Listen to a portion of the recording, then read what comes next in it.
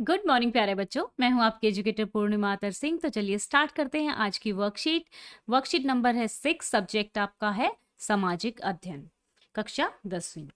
और हम टॉपिक पढ़ रहे हैं खनिज। खनिज क्या होते हैं? देखो, जैसे हमारा नमक है, ठीक है।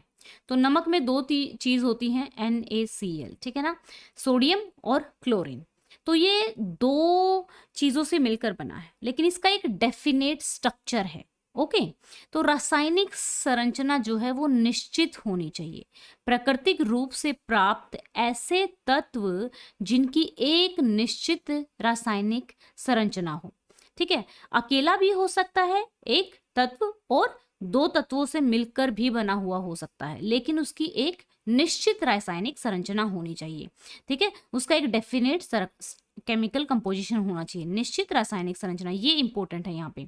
उन्हें हम खनिज कहते हैं। भूवैज्ञानिकों के अनुसार खनिज एक प्राकृतिक रूप से विद्यमान समरूप तत्व है जिसकी एक निश्चित आंतरिक संरचना होती है।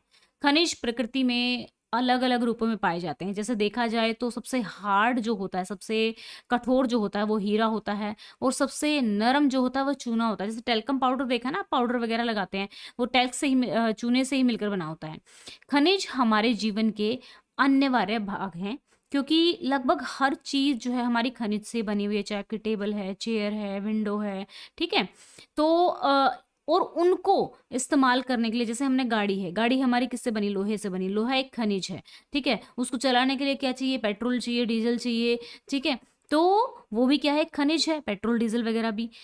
तो एक छोटी सी सुई से लेकर एक बड़ी इमारत तक सभी खनिज से बने हैं। कारें, बस, रेलगाड़ियां व हवाई जहाज सभी खनिज से ही बने हैं और धरती से प्राप्त ऊर्जा के साधनों से चलते हैं।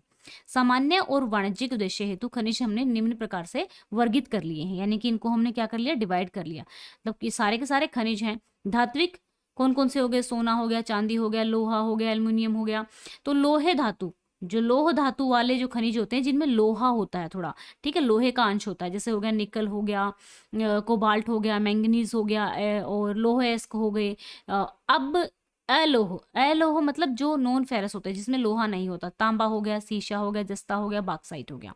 अब कुछ बहुमूल्य खनिज जिनसे ज्वेलरी वगैरह बनती है हमारी, सोना, चांदी, प्लेटिनियम आदि, ठीक है। अधात्विक, अधात्विक में कौन से हो गए? जो जैसे धातु नहीं होती, जो मेटलिक नहीं होते, जैसे कि पोटेशियम हो गया, सल्फर हो गया, चूना हो गया, चूना पत्थर हो गया, जो संगमरमर का पत्थर नीचे लगाते हैं हम फर्श पे, बलुआ पत्थर हो गया।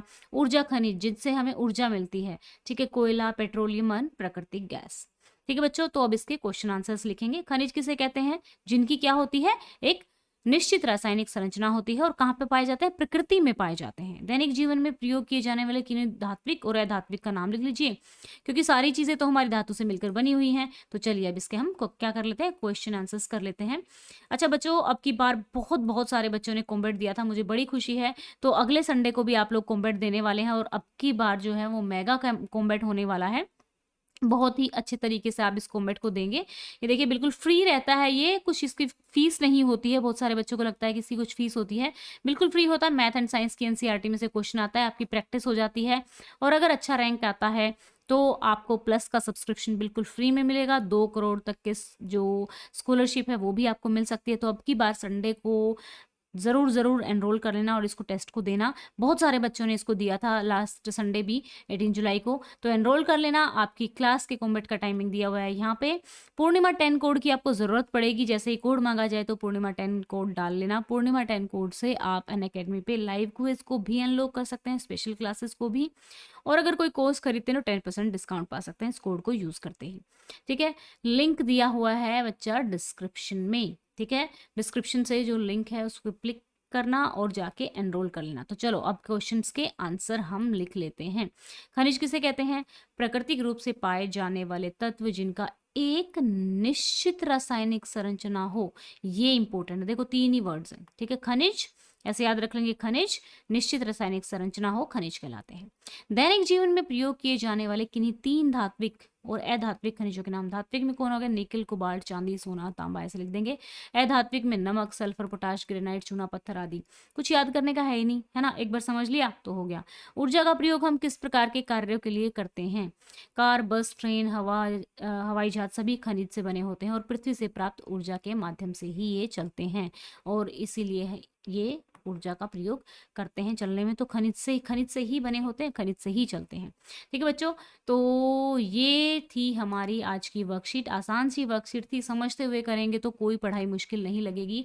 और अगर आप चैनल पर नए हैं तो चैनल को सब्सक्राइब कर लेना, वीडियो को शेयर कर देना। Thank you, have a nice day, may God bless you.